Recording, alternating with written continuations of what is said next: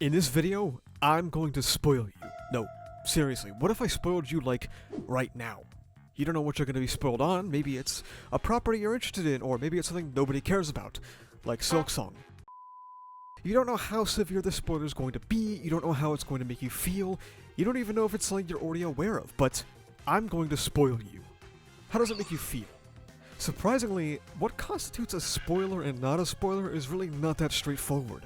The most general definition you're going to get is, quote, an element of a disseminated summary or description of a media narrative that reveals significant plot elements. This comes from the University of Wikipedia editors, but I think it's a pretty good general definition. What you'll realize, though, is what constitutes a significant plot element can differ from person to person, and so too can the reaction to that spoiler. It's like a tremendous spectrum. Dumbledore.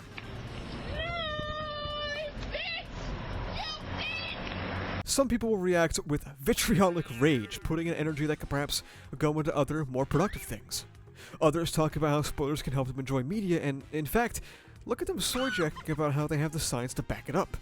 This report by Jonathan D. Levitt and Nicholas J.S. Christenfield states that actually, their test subjects enjoyed stories more when they were spoiled versus going in unspoiled.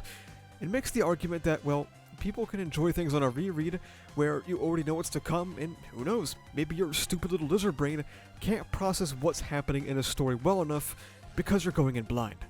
If this is the case, if the untold power of science is saying that you would enjoy a story more if you're spoiled on it, then, well, where's the disconnect? What explains this reaction? We're gonna have to come over to your house and kill you. No two ways about it. Well, science also says that you're just a big, stupid, dumb crybaby. Okay, sorry, I made that one up. It is an interesting question, though. Not if you're a big, stupid, dumb crybaby, that is assumed, but why is there such a disparity between this report and actual lived experiences? Well, let's ask a fundamental first question. When does a spoiler even become a spoiler? Okay, let's think about the production cycle. It's definitely a spoiler if it's in production or not officially released because nobody can even consume it, though that won't stop the bright minds over in the Jujutsu Kaisen community who would have their mind blown by reading their second manga. Even shortly after release, there's still a culture of etiquette and trying to tag spoilers around people because not everyone has had the chance to engage with it. Well, besides the Jujutsu Kaisen community. Oh, yeah? Well, I didn't really mind when I got spoiled on and JJK. Whoa, dude, Jesus Christ. What's your problem, man? You guys really can't do anything right. In reality, there are situations like the one that this dumb 14-year-old can't help but rampage on the internet about. In fact, even before the internet, this was the case. Luke, I'm your father. See? I told you I was going to spoil you, but well, there's a huge chance you either knew about this already or just don't care. But let's put a pin in that feeling that you might have had just now, or the one you didn't. Some spoilers are so culturally significant and popular that they enter the collective consciousness, which is a really interesting phenomenon. Something is so big, so relevant, that you're just assumed to have already seen it. Star Wars spoilers have become commonplace to the point that nobody really cares about them. Why does nobody care about them, though? Is it that everyone on planet Earth has seen Star Wars? Do you come out of the womb and immediately get strapped in to watch Star Wars in order? Is this the future the left wants? I think an important distinction for this phenomenon, and this is unfortunately going to be a very complex topic for people on the internet, is consent, or just like social understanding. Sorry, I don't mean to offend anyone with that. Send me $15 to help me get into heaven. Spoilers are a really interesting social exercise because they are determined heavily by the context of the discussion, where it's held, what it's about, who's involved with it, as well as implied consent.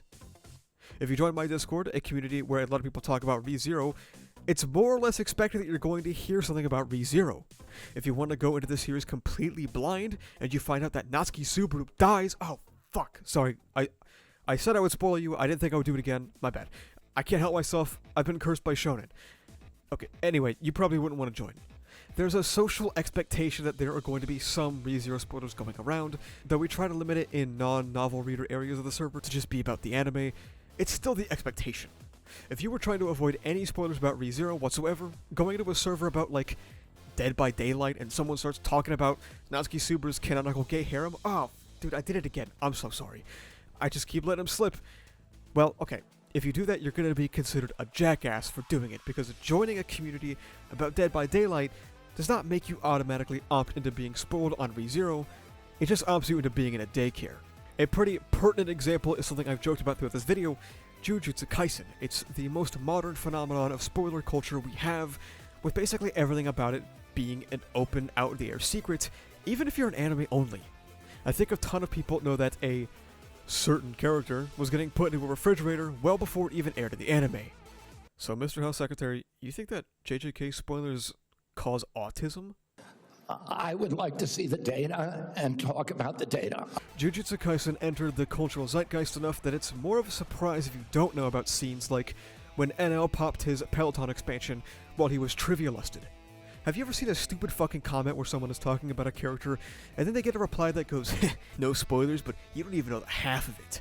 Basically telling you that something bad is gonna happen to them? Or people who haphazardly comment, it's so bad, I'll spoil it anyway, I don't care. Like, I bet a majority of this audience, whether they've read JJK or not, remembers when Sukuna went pinwheel hat mode. The context of the internet seemingly became that JJK spoilers weren't acceptable, and rather than analyzing if that context is in any way reasonable, it became time to victim blame people for it. It's your fault for not opening your third eye and muting any possible hashtag relating to the series, dumbass. The same context exists for Star Wars, because it's like so deeply ingrained into the culture that the context is that you were already assumed to have either seen it or know of the spoilers. The main difference being that in 2025 there's about 50 fucking years between us and Star Wars. With media as large as Star Wars or Jujutsu Kaisen, and goddammit, before you comment it, no, I'm not equating them, stop typing.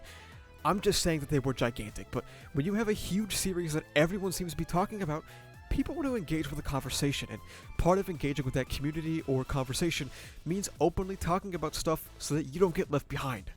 It's to be part of a community, and when you're part of a community, you tend to conform to its standards. The standards of the JJK community unfortunately being sloppy yum-yums and not having developed empathy, aided and abetted by the number one person in their community being one of the biggest recorded accounts on Twitter by being an obnoxious dickhead. We mentioned earlier about how, along the spoiler process, something being revealed during production or before release would pretty unanimously be considered a spoiler. Well, this was the case with Jujutsu Kaisen. Events of this manga were getting leaked days before release, and the standards of the community became, well, everyone else is reading spoilers, which effectively made spoilers a part of the culture.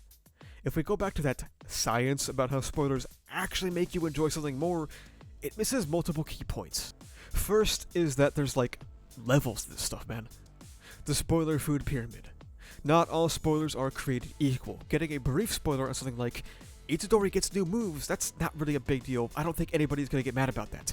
Wow, a shonen protagonist getting new moves. Super novel concept, dude. Getting a gigantic spoiler on something like the reveal of Gojo's letter to Sukuna and the, quote-unquote special secret they share? Oh shit. I spoiled you again, didn't I? I'm really sorry I keep spoiling you guys, but that's a way different spoiler, and research has broken down the levels of spoilers that exist. There are short spoilers, which are pretty short, give away the ending and just sort of leave. Then there are long spoilers, which provide a summary of events before revealing the ending. Finally, there are thematic spoilers, which are quite long, summarize the plot, reveal the ending, but also reveal underlying themes of the narrative. Now, despite this work from Levitt and Kristenfield stating that people enjoy things more when they are spoiled, other research paints a different picture by introducing these levels of spoilers and by breaking down enjoyment into subcategories like hype moments and aura, but for real people, in the real world, that work jobs. They separated it into enjoyment, fun, lasting, moving, and suspense. Fun would be enjoyed more overall when unspoiled, followed closely behind by the spoilers. Lasting and moving would actually be overtaken by being thematically spoiled, and suspense would, unsurprisingly, be dominated by the unspoiled condition. When you get to the buzzword of enjoyment, however, the results are clear. People enjoyed these works more when totally unspoiled, even if specific details were appreciated more when spoiled. Something none of these studies take into account either, because it's kind of difficult, is level of investment. If I spoiled you on Rent a Girlfriend right now, the chances are most of you wouldn't give a shit. Especially because I don't have a Rent a Girlfriend audience. Just disregard that there isn't much to even spoil you on Pool Boner. Okay, that's all. Okay, I'm done spoiling. If, however, I spoiled everyone on Jujutsu Kaisen or Re:Zero, two massively popular and ongoing pieces of media, you might feel more strongly because there's a level of personal investment involved, which is something not replicated in the studies, as they were just given random short stories to read. Some exceptionally terrible essayists on the internet argue that being spoiled gives you a better experience because you don't have to try and parse the work while you read it. You already know the answers, which It's perhaps true, but Jesus Christ, man, we're humans, not interpretation agents. That first experience matters. After watching this video, never again can you enter into Star Wars blind about the Darth Vader reveal. Never again can you pick up Rent a Girlfriend and not expect pool boner. Never again can you enter into Jujutsu Kaisen and expect something good. And that sucks.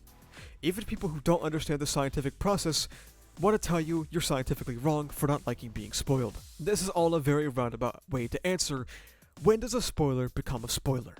Simply put, whenever people want it to be one. There's no easy answer, and much like all social situations, you gotta read a room, man. Do you think you're asking too much of anime fans? Like, understanding social context? I don't know. RFK, what do you think? They didn't have the data. The data by the Biden administration, absolutely dismal. Spoilers are the lowest stakes exercise in consent that can exist, and unfortunately, a lot of people can't hang. And unfortunately, algorithms push spoilers on you against your will all the time too. I shit on JJK fans a lot in this video. I'm sorry for that, and to make things even, ReZero fans, I hope you know that you're just as bad, if not worse. Stop quote retweeting anime posts with novel spoilers. Are you guys fucking stupid? Stop insinuating future events under anime-only posts. Isekai fans, not understanding consent. Name a more iconic duo. Thank you so much for watching. If you like this video, make sure you subscribe for more. You can also check the description down below to become a member, which gives you benefits like early videos, membership badges, and cool custom emotes. You can join the Discord where we talk about ReZero, Kagurabachi, Jujutsu Kaisen, and all kind of stuff. Additionally, you can go to the channel store and pick up some awesome stickers made by our channel artist, so you can carry the power of Graphia with you on your water bottle. That's about it though. Thank you for watching. See ya.